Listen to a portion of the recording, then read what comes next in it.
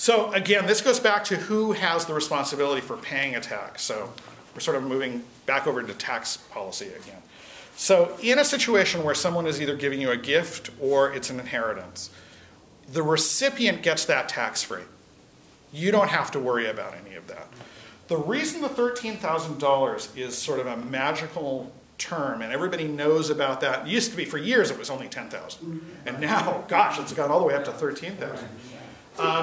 That's the amount that the person who is making the gift can give without triggering a gift tax concern. So what's a gift tax return? What it really is a way of keeping track of how much are the big gifts that you've used, because those gifts go into this whole idea of this $5 million exclusion on your estate. And once you get to the $5 million that you've given away, there's no more exclusion. That's what happens in this calculation.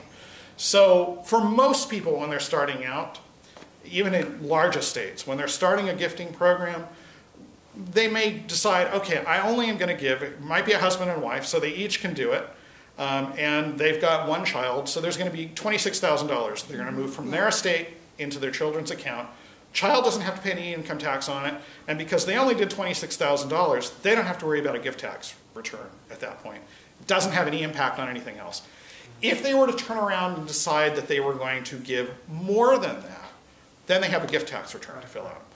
The gift tax return is going to simply go through and, okay, well, how much did you give? You could have given this amount tax-free, therefore this amount could potentially be taxable, and it eats into this exclusion. And the gift tax return is really only designed, well, it's not only designed, it's primarily designed to keep track of what exclusion is left that goes ultimately onto the estate tax return.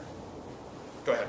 The other question I heard, the other amount I heard thrown around about an estate is that if it stays under $1 million, this is the estate that my sister and I are going to get, that there's another tax or something that will not kick in. This is from your parents. Right. Right. Now in 2011, are they both still living? One parent is living. Okay. The amount is now $5 million. Oh, it's 5. Yeah. Oh, okay. So you don't have to worry about it. 2 years from now, it might go back, but probably not. I think this $5 million is probably where it's going to be for a while. And as far as gifts are concerned, his mother could give him $13,000 and give his husband $13,000.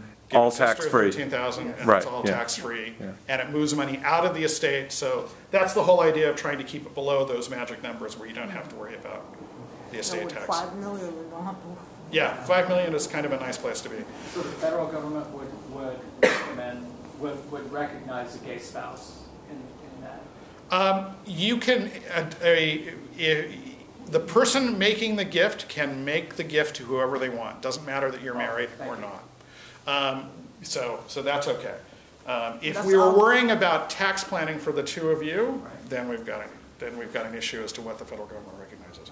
You're basically saying if I wanted to give money away, I could give Angie $13,000 without paying any tax. Exactly. I don't think I'm going to do that, but but you could. Yeah, you don't have to pay taxes on the $13,000. Right. Yeah, so exactly. Anytime. Go ahead. So what are the taxes on the amount over $13,000? Well, the first thing you've got to worry about, so if you were to give a gift of $20,000, we've got $7,000 that's more than that 13.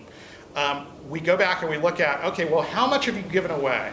And in your lifetime. And probably if this is the first event that this has happened, somewhere on the gift tax return, it's not quite as obvious as I'm going to say it that it is. You would see a calculation that says, oh, okay, the exclusion started at $5 million.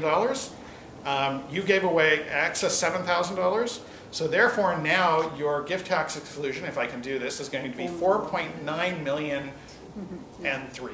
So you don't have to pay anything until you hit the 5, and then you start going in. You just have to fill out a form, which is exactly annoying, and you have to pay your. Yeah, but they're not the worst forms in the world.